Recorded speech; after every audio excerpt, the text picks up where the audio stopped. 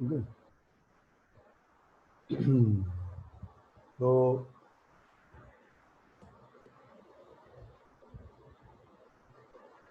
Newton forward interpolation method and Newton backward interpolation method.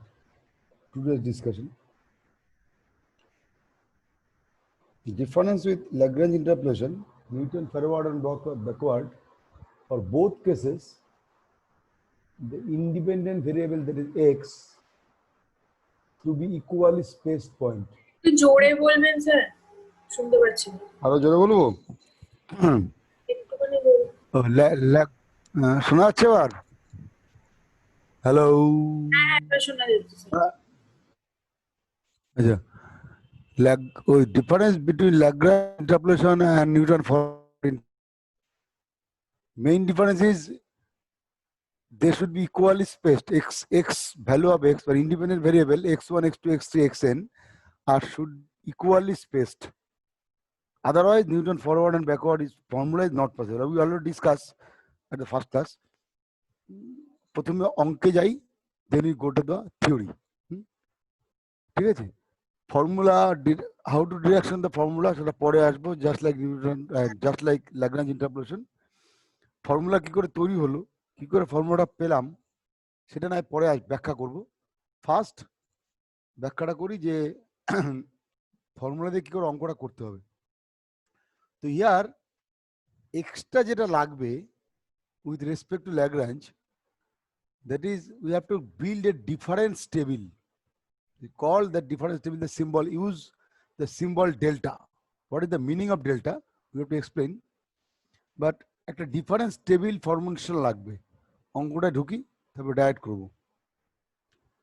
From the following table, find f 0.6 using Newton forward interpolation formula. অঙ্কটা করাই নেই, half করা আছে, দেখতেই পাচ্ছ। কোশ্চেন মার্ক ভর্তি, অ্যান্সারও নেই। সুতরাং খাতা পেন নিয়ে বসো, অঙ্কটা করতে হবে হাতে পেনে। আচ্ছা, from the following interpolation table,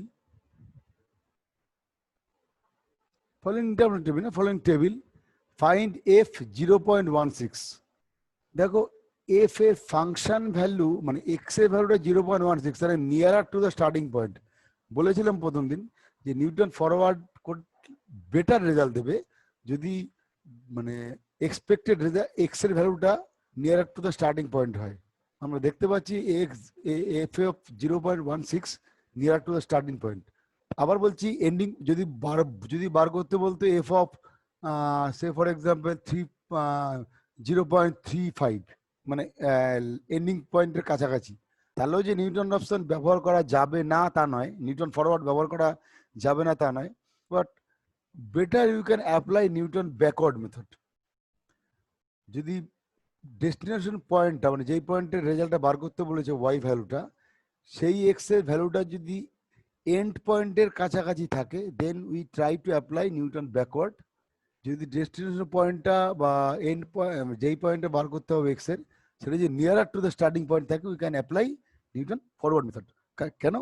that is result may be more authentic with respect to the another. এবং ইকুয়াল স্পেস না থাকলে নিউটন ফরওয়ার্ড ব্যাকওয়ার্ড ব্যবহার করা যাবে না, because formula does not support you. Formula তোমাকে সাপোর্টই করবে না এই এক্স এর ইকুয়াল স্পেস এক্স না হলে। এখানে স্পেস ইকুয়াল স্পেস এক্স এর ভ্যালু গ্যাপিং হচ্ছে 0.1, প্রথমটা 0.1, তারপরটা 0.2, মানে গ্যাপ হচ্ছে 0.1, তারপরে 0.2 থেকে 0.3 গ্যাপ হচ্ছে 0.1, তারপরে 0.3 থেকে 0.4 গ্যাপ হচ্ছে 0.1। সো ইকুয়াল স্পেস না হলে নিউটন ফরওয়ার্ড নিউটন ব্যাকওয়ার্ড ব্যবহার করা যাবেই না, ফর্মুলাই সাপোর্ট করবে না, right? So start another option. এখানে একটা ডিফারেন্স টেবিল লাগবে, যেটাকে আমরা ডিফারেন্স টেবিল বলছি। আমি ব্যাখ্যা করছি, খুব ইজি টেকনিক। একটু বোর্ডে যাই, সুবিধা হবে।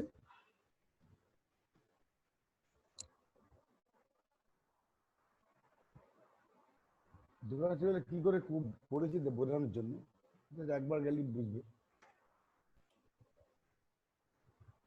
প্রথম ডিরেকশনটায় এক্স আর এফ এক্সটা অ্যাজ ইউজুয়াল বসাতেই হয়।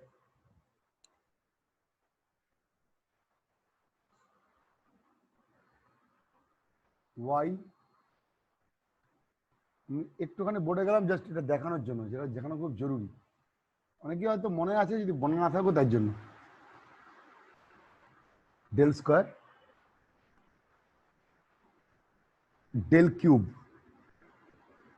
এখানে একটা এই ডিফারেন্স টেবিল লেখার সময় এটা মাথায় রাখবে, যেহেতু we have 4 points are given, right?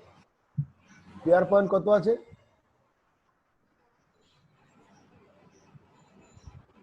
X এক 1 piece 2 piece 3 4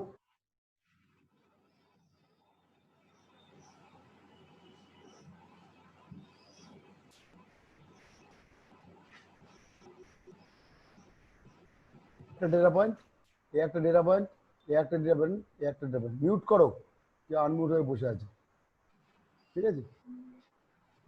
so for the difference table we go to the level 3 del Q. আর যাবো না। আবার বলছি, পরীক্ষায় যদি 5টা ডেটা পয়েন্ট দেয়, we go to the D4 delta 4। This symbol is called delta, ঠিক আছে?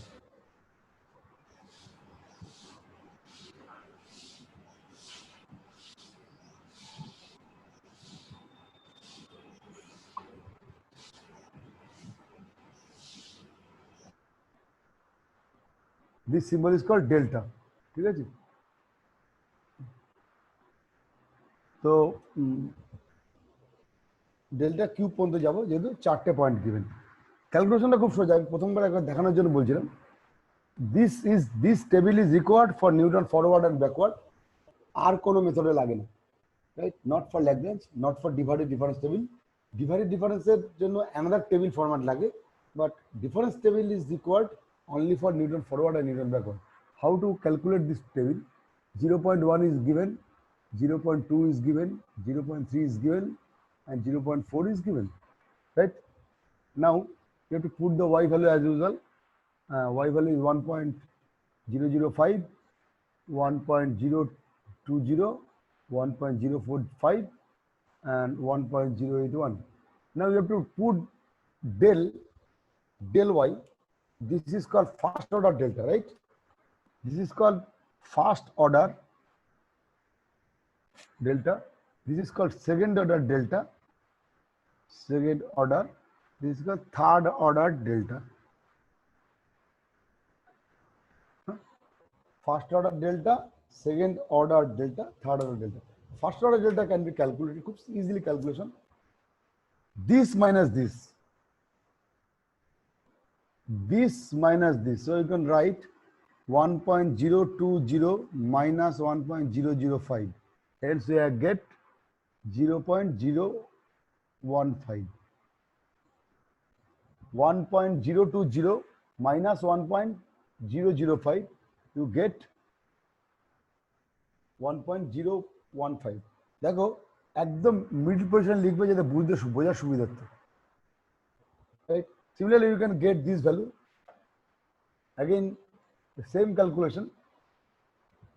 You can get 0.025. That is calculated by 1.025.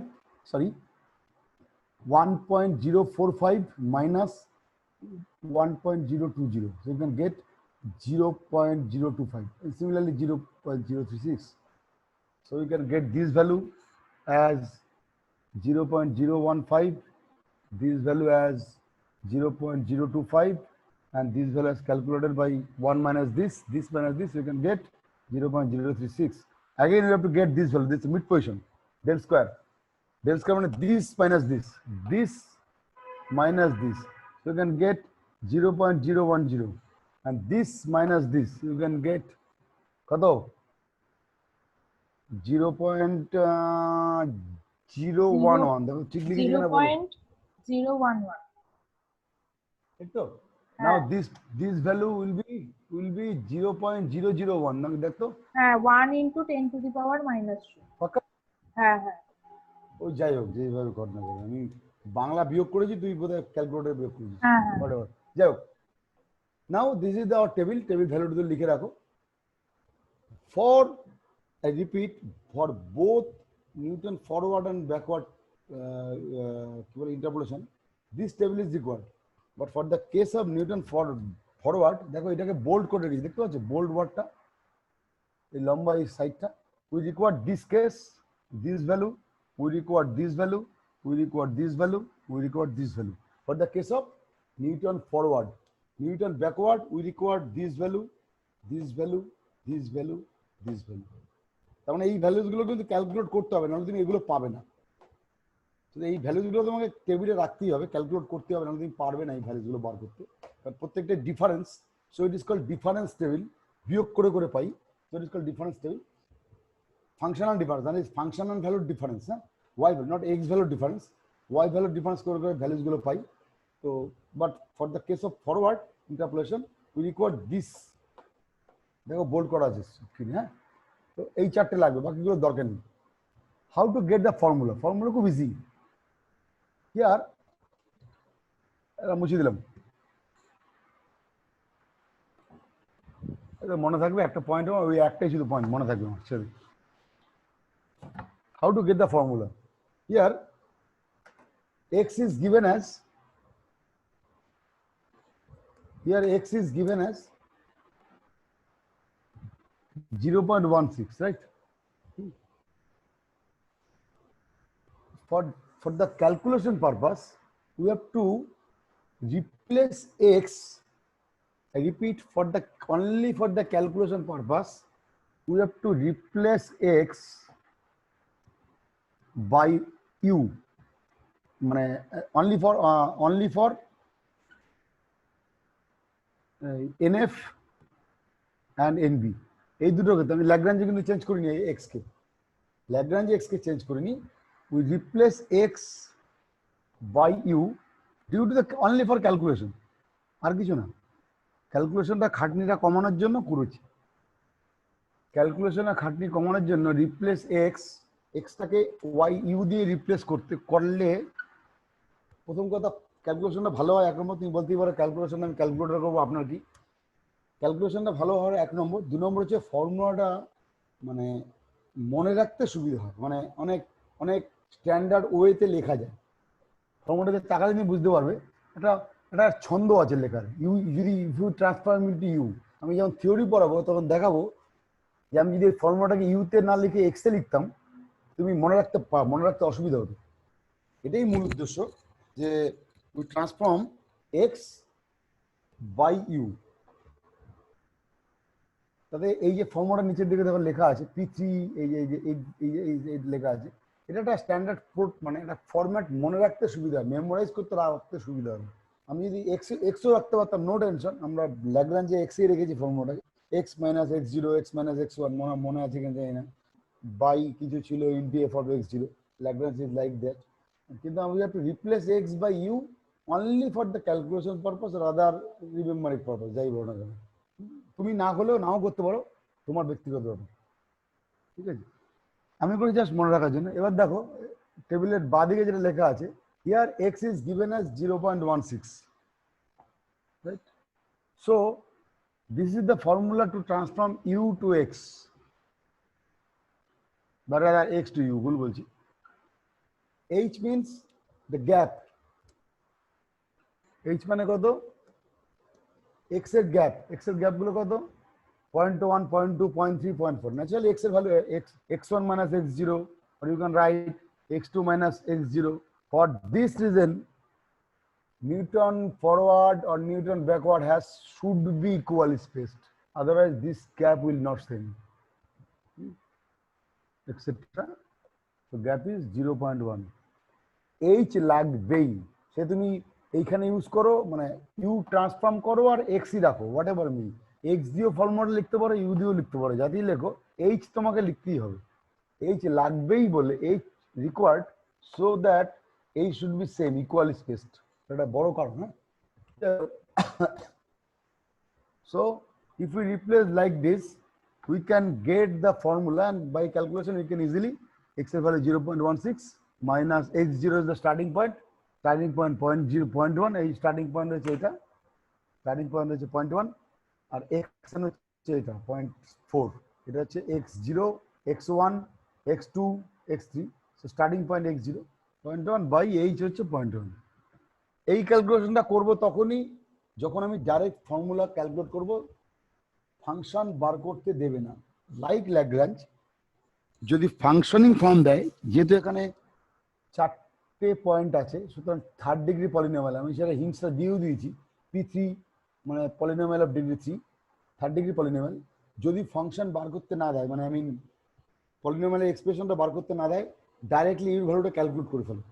আর যদি দেয় তাহলে ইউটাকে এরকমভাবে রাখতে হবে। আর যদি ফাংশনটা বার করতে দেয়, you can replace X minus by H, you can replace U in the expression this.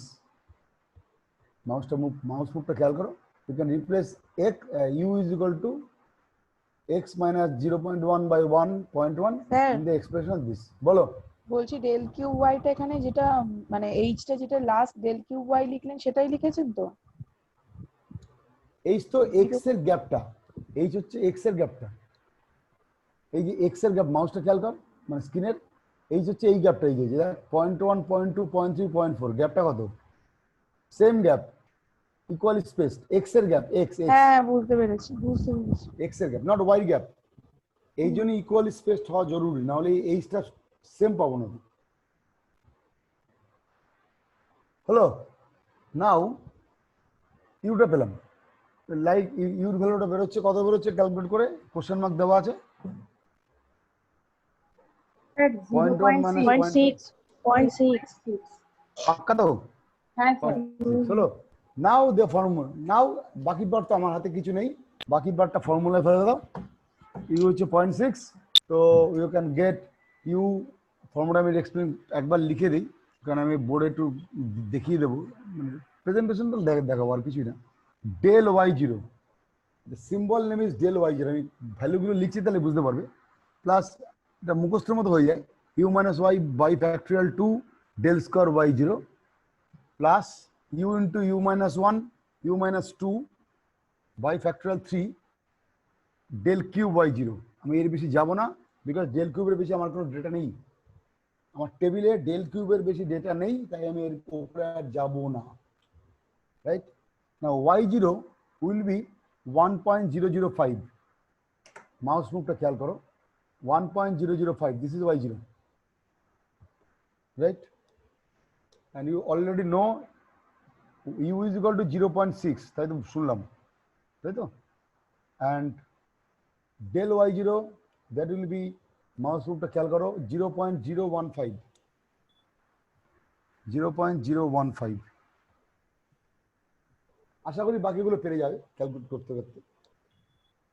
Naturally পরের পার্টটা হচ্ছে 0.6 into 0.6 minus 1 by 2 factorial 2 মানে 2 into del square y0 means 0.0010, 0.010, and the last part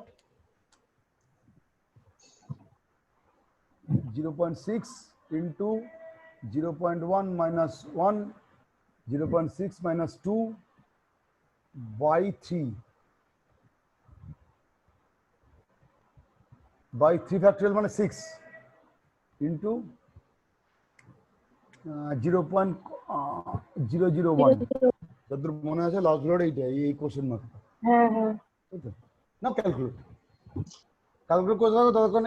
এই ফর্মুলাটা মনে রাখা খুব ইজি, আমি এক্স এর ফর্মুলাটা দেখাচ্ছি একটু পরে উপরে। ওয়াইতে না লিখে এক্স এ লিখলে কি হতো, দুটো ড্রব্যাক, মানে দুটো বলি, মানে গল্পে ক্যালকুলেট করতে থাকো ততক্ষণ। ডেল ওয়াই জিরো তো বুঝে গেল, এইগুলোকে ডেল, এইগুলো, এইটা হচ্ছে Y zero, del Y zero, del square Y zero, del cube Y zero, এটা ওয়াই এন, এটা ডেল ওয়াই এন, এটা ডেল স্কোয়ার ওয়াই এন, এটা del cube Y N. So যখন ব্যাকওয়ার্ড পড়বো আলোচনা করবো পরের ক্লাসটা। ইউতে লেখার উদ্দেশ্য হচ্ছে এই ফরম্যাটটার জন্য।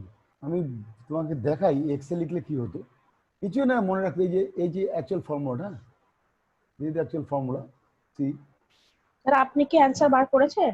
না অ্যানসার না তো, বল সৌমিতা বল, আমি বার করব, বইতে কি করে আছে। বুঝবো? ঠিক আছে 1.0128, বাকি मेरा भी वही है, আমার 1 দিয়ে আসবে। 1 শোন, হ্যাঁ হ্যাঁ উত্তর একদম আমি 1 পয়েন্ট দিয়েই আসবে, কারণ বাকি ওয়াই গুলো 1 পয়েন্ট দিয়েই আছে। গুড গুড हाँ, গুড। हाँ।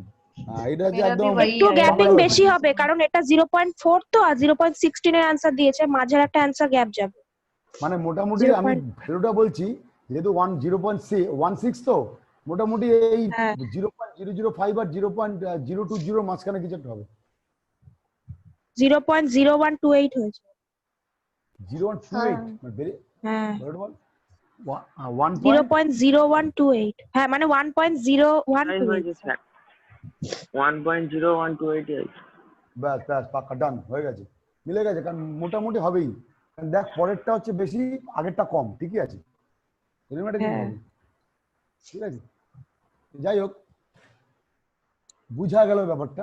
আমি যদি এবার এক্সপ্লেনেশনটা করি, ফর্মুলাটা এই ফর্মুলাটা মনে রাখার, বারবার বলছি এটা ইউতে লেখার একটাই উদ্দেশ্য, ফর্মুলাটা মনে রাখতে সুবিধা, আর কিচ্ছু নয়। এক্স এ লিখলে কি হতো দেখ ব্যাপারটা, দেখ এই যে এক্স এর ফর্মুলা, এক্স ফর্মুলা মনে রাখতে বলে রাখবে। এক্স ফর্মুলা দেখতে পাচ্ছি এই প্রত্যেক টার্মে ভ্যালু মাল্টিপ্লাই হতে থাকবে, মনে রাখতে পারলে ভালো, মনে রাখতে না পারলে আরো ভালো। যেটা 2 নম্বর ফর্মুলা দেখছো, আমরা যখন ফর্মুলা ডিডাকশন করবো, how to get the Newton forward,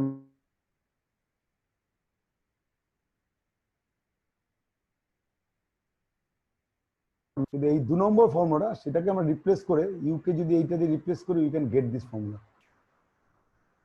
ভালো করে দেখো প্রুফ কথাটা লেখা আছে, সেখানে দেখো এই কথাটা লেখা আছে যে এটা হচ্ছে ইউ দিয়ে লেখা, আর এই 2 নম্বর যেটা এক্সাম্পল নাম্বার 2 সেটা এক্স দিয়ে লেখা, বেসিক্যালি বাকিটা সেম।